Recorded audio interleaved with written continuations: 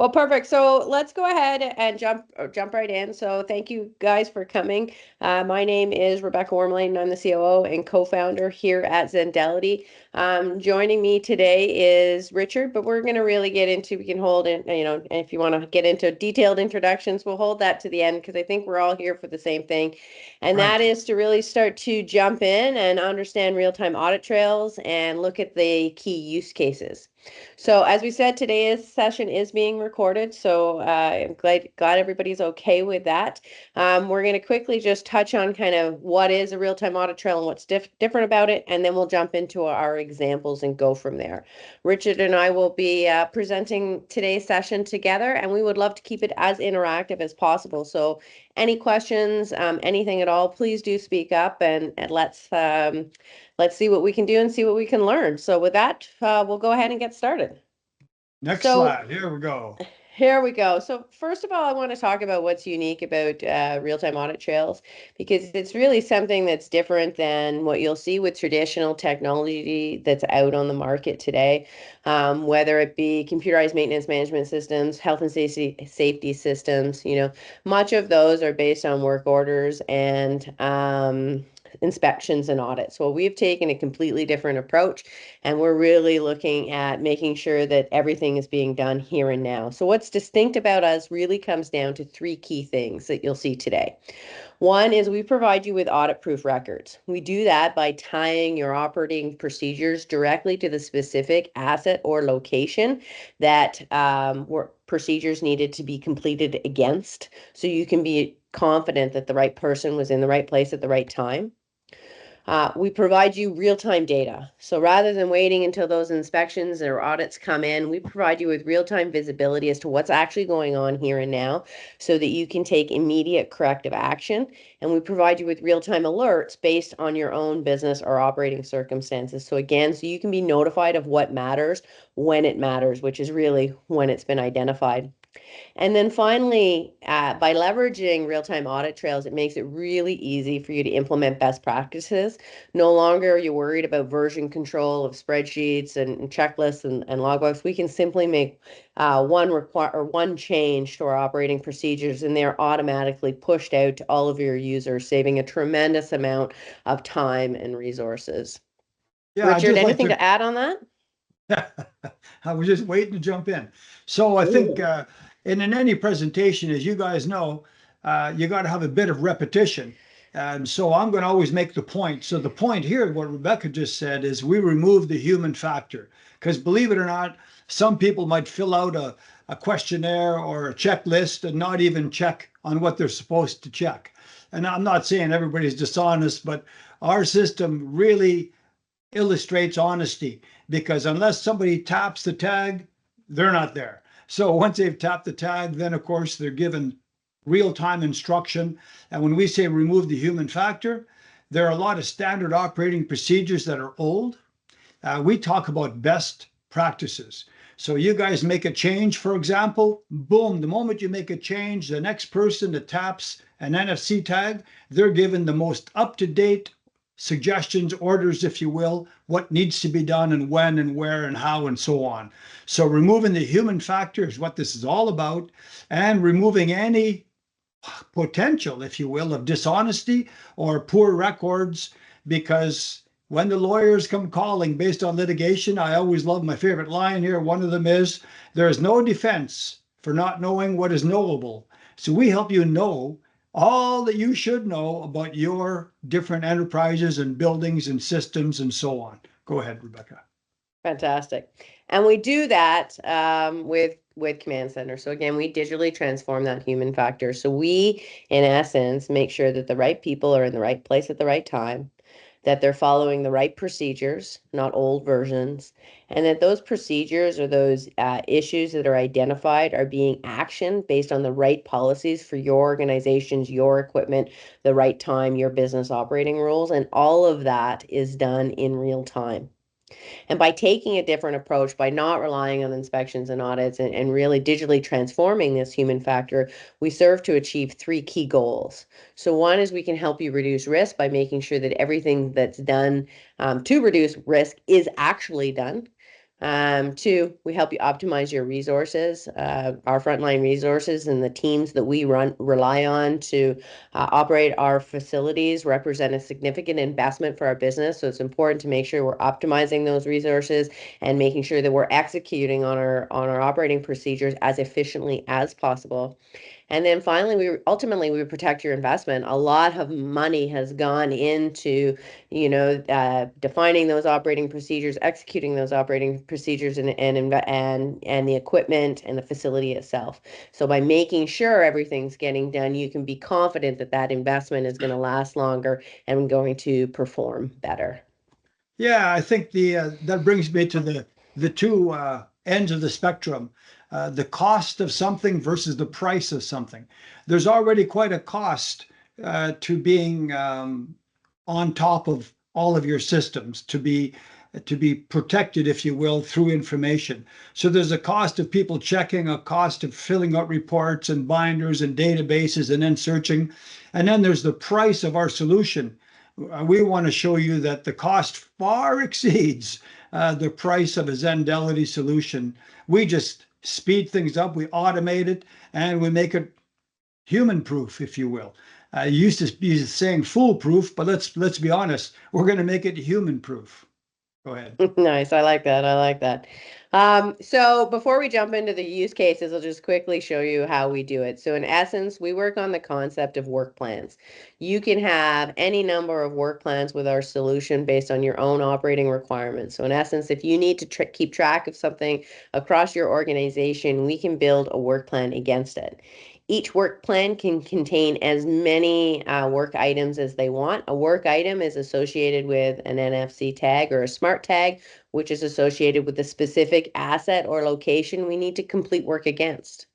And then finally, every work item can include any number of tasks that you want. So whatever information it is that you need to capture in your own words, in your own language, can be captured within this. We can actually capture 27 different data types that again we can analyze in real time to help you define what is the appropriate course of action for that specific data. So no longer do you need to worry about information being written down in logbooks or checklists, never to be actioned and to be continually repeated. So in its simplest of forms, this is how it works. It's really that simple. Now what we'll do is show you that in context of a few of the common use cases that most organizations are faced with today.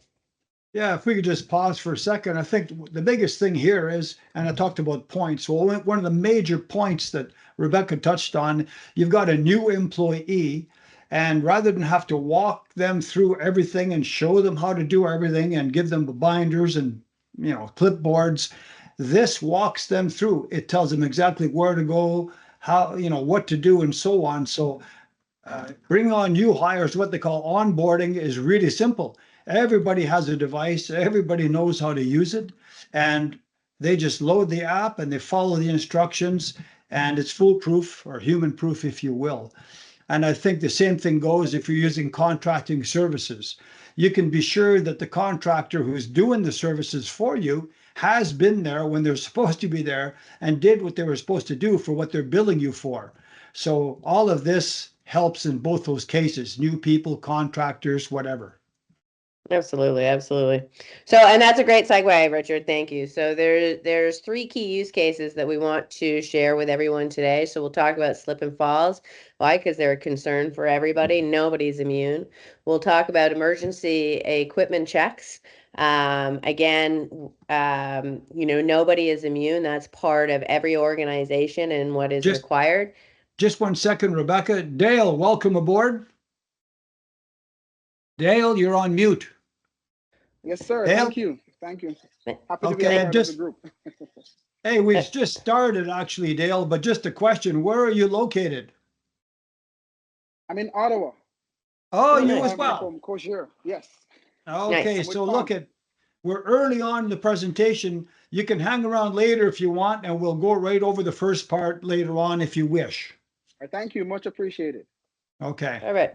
All right. So we're here to talk about three key use cases: slip and fall prevention, part of everybody's concern, emergency equipment checks. Again, no operation is immune.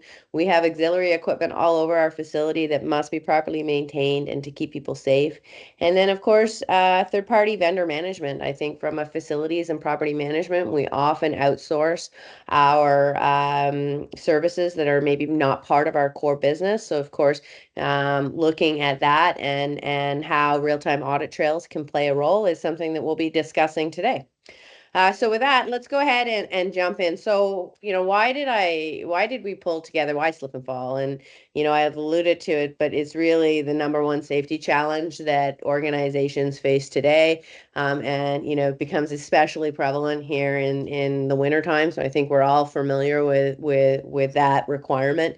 What some people may not be aware of is the fact that individuals have up to 2 years in order to file a claim.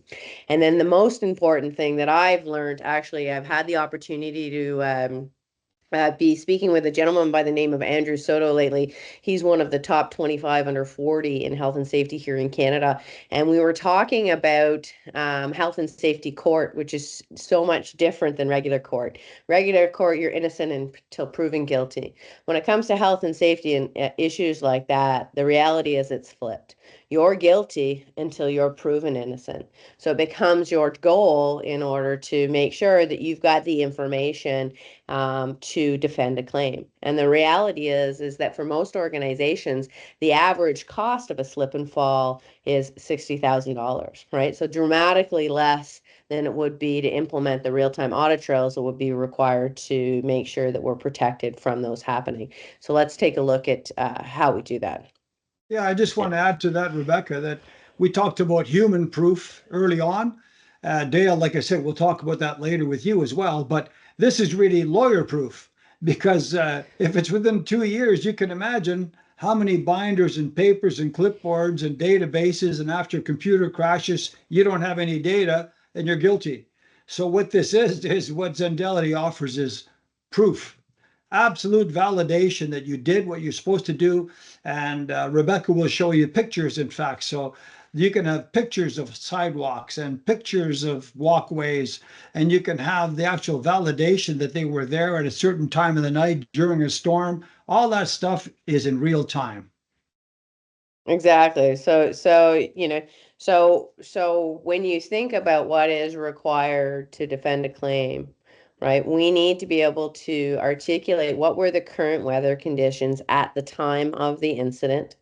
And you need to be able to verify and validate that, the shoveling was done, the sand and gravel was done. And this happens multiple times a day. I know many organizations today that are, they start mandatory operating requirement, right? As we start doing checks for our entranceways starting at the end of, beginning of November, going through to May, regardless of what's going on, so that you can have that data, so that you can validate that the work was done. So with Command Center, again, and the ability to look at that from a real-time audit trails, again, we make sure the right people are in the right place at the right time. They're following the right procedures, and those procedures are being actioned based on the right activities. So in this particular example or use case from a real-time audit trail perspective is we can create a work plan that covers all of your entrances or any areas that need to be maintained or are cause for concern for slippage. We can associate an NFC tag with that location so we can be guaranteed that the employee actually went to that location when was physically there and able to see. They can record the data on the weather conditions, what work was done in real time as they're sitting there. They don't need to go back to their desk and fill out forms or fill out binders. It's simply done in that moment of time, and all the data is there. So you can guide them through. And now, when that claim comes up 2 years from now, they simply need to go into the portal, pull it that date, that work plan, and they can see exactly who did what when across the property. The other really important thing is you can create notifications, right? So if certain circumstances are happening, then notify me. So you can be aware if the work's not being done and have that remote visibility. So I want to just add to that. So here we're talking slip and fall. But if we talk about security for a moment, so we haven't really talked about the NFC tags at all, but we will.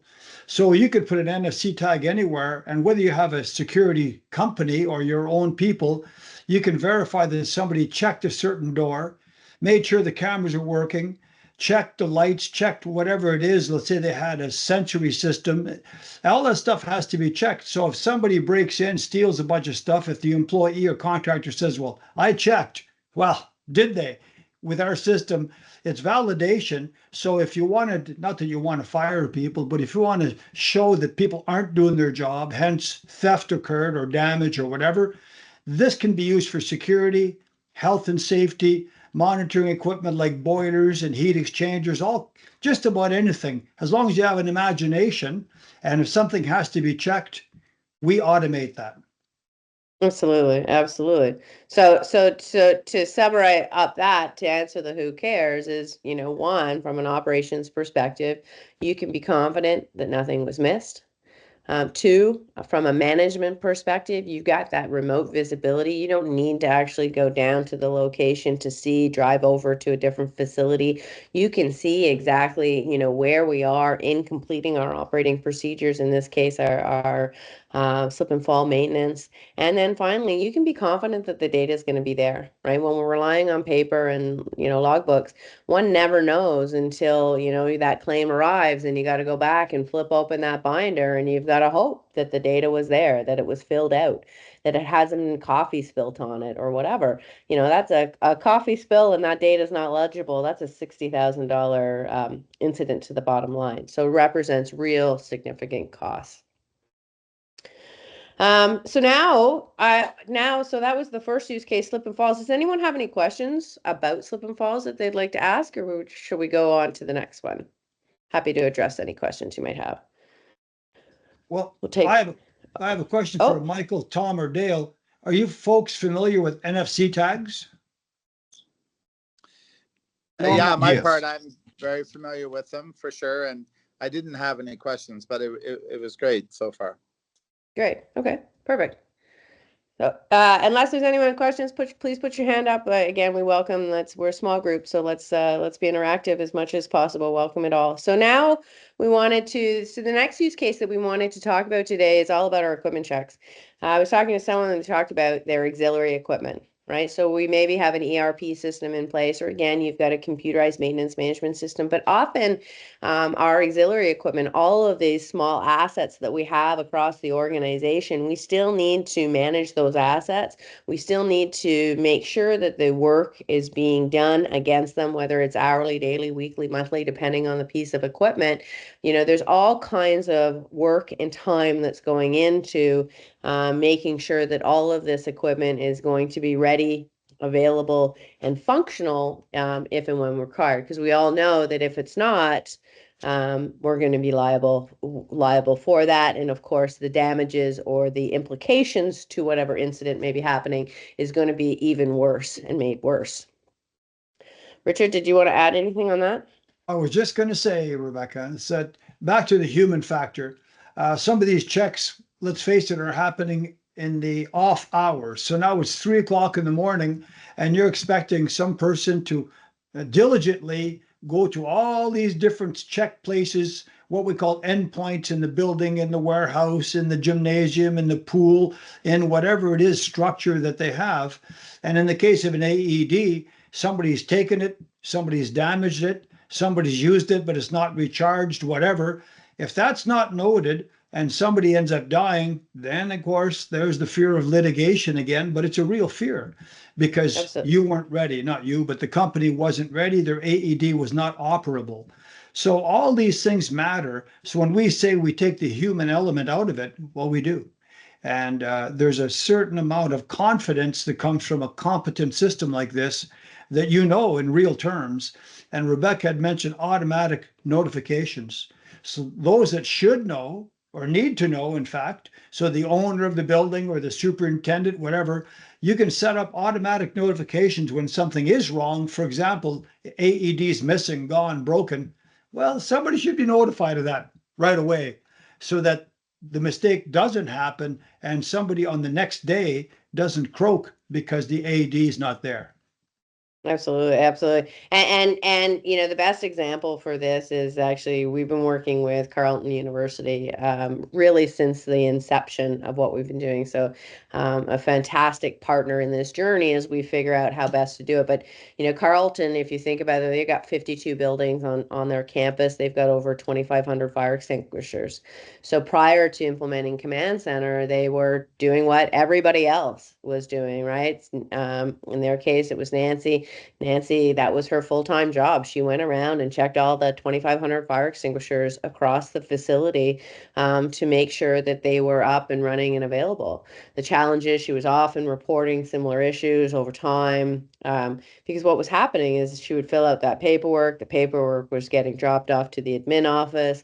The admin office was either filing it or putting it into sending it, putting it in PDF and sending it, translating it. And then, you know, if and when it made it to the emergency prevention team, then they could take action on that.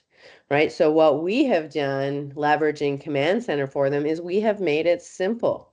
We've taken all of the question and saved them a tremendous amount of time because now they have 52 work plans, one work plan per building. Each work plan contains one work item for every fire extinguisher within that building. And so we know that each individual fire extinguisher has been touched, has been looked at. And then we know that for each fire extinguishers, we've asked the key questions that we care about from a prevention perspective. Is the hose attached? Is the pin in? Is the pressure? Is it properly mounted? All that information is now readily available and at our fingertips. So what does this mean to Carleton? So Carleton has completed to date over 40,000 inspections of over 200,000 tasks. We did the analysis and they've actually seen a 96% improvement in the quality of their fire prevention program because previously, you know, they would have 10% of fire extinguishers could be deficient on any given month, whether because they got missed, you know, who knows, right? But we didn't have visibility. And now Chad is confident he's got 0.47% of a deficiency issue on a monthly basis. That's a 96% improvement. So he now goes home. He knows where his fire extinguishers are. He knows that they've been checked. He's expanding into his fire panel, his AEDs, his naloxone kits, eye wash stations, all of those things. And what he has found that has been super beneficial for him is that real-time issues management. So now, as soon as Nancy reports a deficiency or reports, you know, anything that she sees wrong with pictures and data, that information is sent immediately in real time into our portal. So management Chad can see it on his dashboard. He also can opt to receive email notifications or SMS messages based on what he wants. So in this particular case, Chad wants to be notified when the pressure is not in the green of a fire extinguisher in real time. But he wants to be notified if it's not properly mounted, you know, when the work plan is complete because it's a less of a risk, a lower risk factor, right? So he's been able to better manage his time with visibility as to what's going on. So now he can manage by exception. And the beautiful thing is that now for Nancy from her remote side, she can see all the issues reported and Chad can go and update them, right? So he can say, I've replaced it. It's now been mounted. I've called in for service, right? So now Nancy on the other end, as the employee, understands that the work that she is doing is being seen, that it's being recognized, and then it's adding value because Chad can now take immediate corrective action on that while saving a whole bunch of time, not having to sort through paper, run across the campus to figure all that out. Yeah, Richard, and did you have? something to add to that. So now all of a sudden somebody brings in a new type of fire extinguisher or a new type of equipment of some kind, a new AED that requires a different level of checking or a different level of observation, if you will. And I talked about SOPs versus best practices. Well, the moment they bring the new one in, boom, somebody downloads the new procedure, which becomes best practices because it's fresh. So on the next shift, Billy Bob shows up. Oh, and there's a change, and it tells them, note, change, check these things. So in real time, equipment's updated, standard operating procedures, forget that term, become best practices. And then you have two things happen: cost containment and cost avoidance. Cost containment in that there's no overtime, no overlap. People are doing the job because you're being updated in real time. And cost avoidance, they don't have the failure and the litigation and the problems of things failing and having to explain to somebody why something wasn't operable when it was needed. So cost containment, cost avoidance, and real-time updates to make everything best practices. It's worth a ton. Absolutely. Thank you. Thank you, Richard. Well said. So now the last use case that I wanted to talk about today was third-party vendor management. I think this is a reality for anybody who's running a facility and operation. Very, very common that we outsource our non-core areas. But this is a significant bottom line investment for many organizations, and of course, from an operations perspective, as the individual who's paying for that line item on the budget, I need to know, was the worker on site? Did they actually, how long were they there? Did they just drive by, or did they actually come in and do the work? We want to be confident that we as individuals are getting what we actually pay for, right? I was talking to a colleague. He found out that he was being overbilled $100,000 for cleaning services that had not been rendered. Or we talk to other individuals at, school board, where you've got to go in and start looking for pest control, right? And all of a sudden you're getting your invoice for pest control, and you've got to call around and say, hey, did anyone actually see the pest control person? Were they actually on site, right? And why Hang did they on, use this? hang on one second, Rebecca. Abe just joined in. Abe, you still there? Uh, Sorry about the interruption, but he was here and now he's gone. That's okay. We'll follow up with them after. So All yeah, right. from a third party management perspective, of course, having visibility of that human factor, are the services that I've contracted out actually getting delivered? Did you want to add to that, Richard? Well, I think when you first look at this thing, you might think it's all one-sided, but it very much is a win-win. It's a win for the contracting service because then they know exactly who did what, because they have tremendous turnover themselves. So this helps them become more efficient, more effective, and their invoices are clearly indicated and supported. And it's a win for the paying client, the person who owns the buildings in those facilities, because now there's a clear path to understanding what was done, when it was done. So it's a win-win, both sides. The payer knows what he's paying for, and the recipient knows what he's billing for, and there's evidence and a great relationship based on fact. No innuendo and no guessing and no fudged paperwork. It's a Yeah. win-win. Absolutely. I think I would articulate it down to three things from a win-win perspective for both the business and the third party contractor, right? Again, it comes to contract negotiations. Everybody's looking for the best deal. And so contract negotiations come down to data and how much time and resources. So by leveraging a tool like this, we can know exactly how much time and resources are required. So as a service provider, you're not underbilling, and as a customer, you can be confident you're not being overbilled. And then if you look at performance service level agreements, right? Again, we're signing a contract with expectations on a certain level of service that we are going to be able to receive. Well, how do we measure that? Well, we can't without data. We can't understand what's actually going on unless we can have that data. So by implementing a real-time audit trail of our services so we know exactly when they were on site, how long they were there, we have the data to facilitate invoice accuracy, data-driven discussions, contract negotiations that are something that everybody can be confident and comfortable with. Yeah. Anything to add, Richard? Well, I just think that's so well explained, but clarity and accuracy matters. That's all. I just think that it's a very mature system to have. everybody wins.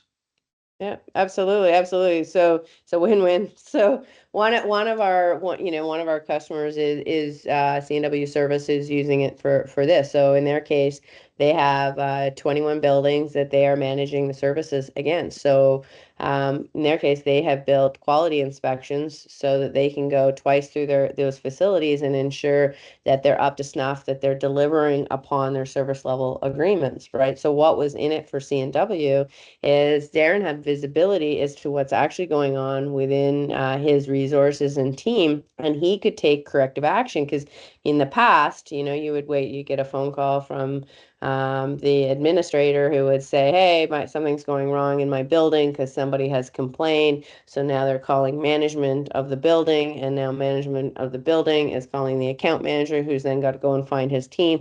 So not only have we wasted a tremendous amount of time and resources, which exposes us to increased negative, customer experience. But it doesn't bode well with this solution. They have real-time visibility as to how those inspections are going in real time. Where do they need to take corrective action so they can dispatch somebody before their customer realizes, that something needs to be fixed. So it's very much about being proactive and having that data in order to facilitate those proactive actions when it comes to the people that we rely on. In the case of C&W, because they're multinational, if somebody wanted to know the status, or if you will, the current state of a building anywhere, they can. They can ask for it by province, by state, by country, by whatever. All of that data is readily available if they want it, when they want it. So it's really full disclosure, if you will. Yeah, absolutely. I think it's full. I think one of the things to consider is its transparency. I Yeah. think we're all looking for transparency today. We want to understand. We don't want to go and digging. And by having a real-time audit trail and providing that real-time visibility, you're providing complete transparency to your customers and to the people that rely on it and your employees. And who doesn't want to work for an organization that provides that level of transparency? So great point, Richard. And what is fantastic is with for all of these use cases, all of that data is maintained in a single database. All of the data is structured and normalized and verifiable. And I bring this up because I'm sure at this point we're all familiar with artificial intelligence and the promise of big data and machine learning and IoT devices and that the industrial revolution 4.0. Well, that all starts, and that is only possible with structured, normalized, verifiable data. So, from a smart buildings perspective and optimizing our operations, it all starts with our operating data, which for many today is currently locked in filing cabinets, checklists, Excel spreadsheets, digital forms, and the like, which we can't apply that technology to. So step one in our journey is let's take that data, let's structure it, let's normalize it, make sure it's verifiable, so then we can build on that and leverage artificial intelligence and really take our operations to the next level. But it all starts, again, with that foundation and operating perspective. Yeah. And the best part about that is whether you're a seasoned employee or the new person just starting or a contractor, as I said earlier, you are walked through, if you will, you're guided through your job about what to do, when to do, where to do it. So there's no lapse, if you will, in the quality of data. Yeah, absolutely, absolutely. And as an operator, why and by taking this approach and again kind of eliminating that human factor, we were talking about it. How many times have you been driving down the road and all of a sudden you're where you meant to be and you don't remember even driving, right? Stop it. It's the well, it's the human factor, right? Like we just all of a sudden our brains are going. So when you think of how that applies to our operating procedures, Oh, we got to yeah. eliminate that human factor. I mean, people are people. We're human beings. We make mistakes, right? By being structured, by digitally transforming that, we can help to eliminate that in a way that's never been possible before. And in doing Amen. so, you can protect your customer experience because you know that everything's been done. You can optimize those precious resources. You know, there's a lot of turnover these days. We got constantly trying to hire and recruit new employees and get them on board and make sure they're doing their jobs efficiently. We can do that. We can help you do that. And then, of course, we can help you reduce your unplanned expenses. I like to ask people all the time, like if you actually look at your discretionary funds from a budget perspective, how much money is in that discretionary fund waiting in order to respond to the human factor, to something going wrong, and now all of a sudden we have a significant unplanned expense at our fingertips, right? That's a lot of money. We can take that money and we can look at this challenge differently and we can eliminate that human factor. So and what's important to understand is this is works across any operating standard that matters to you, right? If there are operating procedures that relate to your ability to deliver your product, to support your customers, it's not just about fire extinguishers and eye wash stations and auxiliary safety equipment. It's about all of those things across your facility that require your people, and it's about eliminating the people factor in that. And what's beautiful, I think, about Command Center, it really comes down to three key things. Is one, we can conform to any operating procedure that you have. Again, if you need someone to physically do something, we can give you a real-time audit trail on that so you can be confident that it's happening. We fit seamlessly within your existing workflows. You don't need to conform your operation to our technology and our terminology. We use what your employees are comfortable with and using today. And then finally, we can scale based on your operating priorities.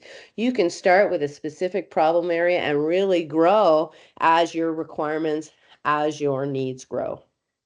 I So, think that's number three is the biggest thing, Rebecca. I mean, you got to crawl, walk, run.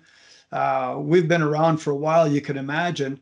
And there's software in many companies that was bought for the wrong reason, wasn't introduced correctly. The software either is not being used or being used incorrectly or sparingly. So we talk about adoption and adaption.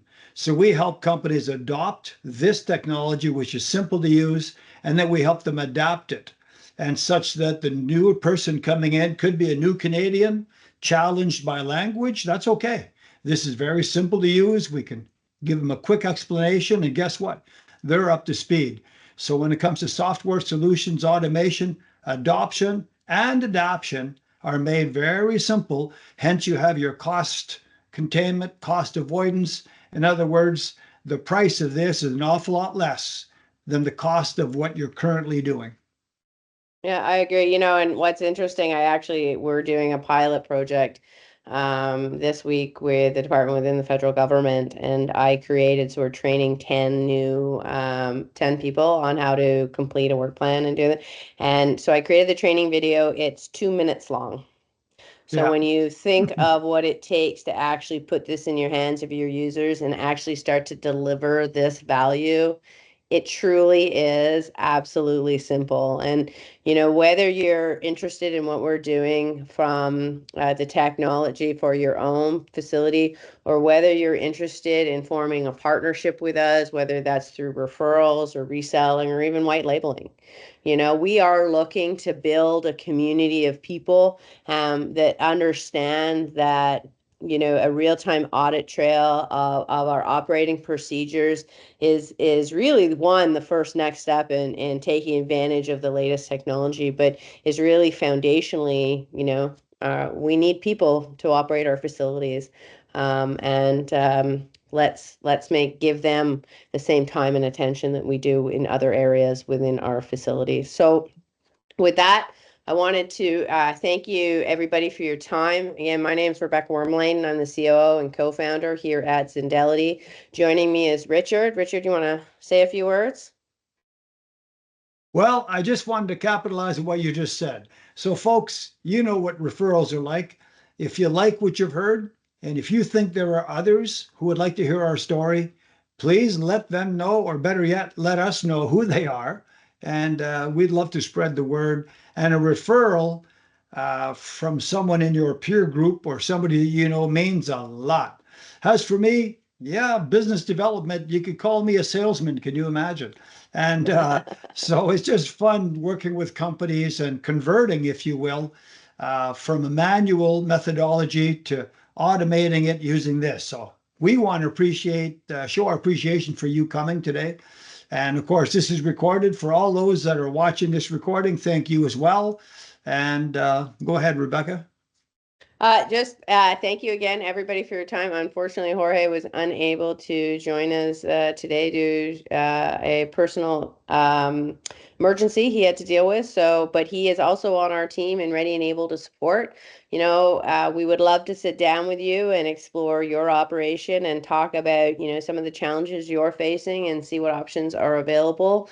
And of course, get your feedback. What did you think? Do you think we're missing something? Do you like it? We welcome all feedback because this is a journey, and we believe that there's a significant opportunity to make a difference in organizations, and we can't do it without you. So with that, I'd like to open it up to questions. If anybody has any questions, we'd love to chat. We have as much time as you need. Yeah. Thank you very much for the presentation. Delano and I have to drop off, but Rebecca, we've gone through in the early stages, but let me and Delano gather and have a conversation about how it could help our organization. Okay. And we're going to run for now, but we'll be in touch. All right, Sam. Thank you. Nice to Thank you very see much. you, Tom. Thanks. Great presentation. Much appreciated. Okay, thank you. Thank you for taking the time. Yeah. You're welcome. Yeah, I appreciate it. Thank you and I will be in touch. I want to discuss it with a board of trustees here, but I think it's very valuable. One of the questions I have is the NSF codes or whatever you call that. And NFC they're not a tags. QR code, right? So these are No. different than a QR code. Exactly. And in fact, we don't. The reason we originally started with QR codes, but QR codes can be easily duplicated. I can take a picture. So we were actually working with one of our cruise customers, and we started with QR codes, and we realized that they were taking pictures and sitting in their room, in their cabin, and cheating the system, if you will. So that's why we went with NFC. They cannot be duplicated. So you can be confident that the person was physically in the right location at that time doing that task. I mean, I And it's guess they called could steal NFP, NFC. Nancy It's Frank. called All near field communications. Yeah. Yeah. November Foxtrot Charlie, NFC. Yeah. Okay, because I want to Absolutely. I have a program that they do tours with the security company, and we couldn't use the NFCs on the Apple phones. It was creating a problem. So I'm wondering if they perfected that now, and that's Yeah, something that we've been using NFC. As I said, we've been actively using it now for 3 years. Carlton uses it with their iPhone every day, doing all of those inspections. So yeah, there shouldn't be a problem. I do know that you have to enable it on some phones. So, but we could help you figure that out, as well as you have to have from a version perspective. So I think it's iOS 11 is the first version of iPhone that supported near field communications. already Yeah. beautiful. Yeah. All right. So I look forward to talking to you in the future. I Hey, hope so. I thank you for your time. And Thank Michael, you. do you want us to email you some additional information? That'll be fine. Yes, that'll be fine. Do we I have mean, is Michael's? this a monthly subscription? I know that they'll want to know that. Is it a one-time cost? It's Or is it a monthly subscription? So it's a subscription, and you can choose to do it annually or monthly, depending Okay. upon what your preference is, and it's based on the number of endpoints or NFC tags that you want to manage. So in essence, the number of assets or locations that you're managing, you want to be monitoring and working with, and that's how we define the pricing. So you can start with a single use case. For example, I just want to start with fire and then go expand as you see fit. Pretty What's your beautiful. what's your email, Michael? MTUCKER at FRM, Frank Robert Mary Boston.com.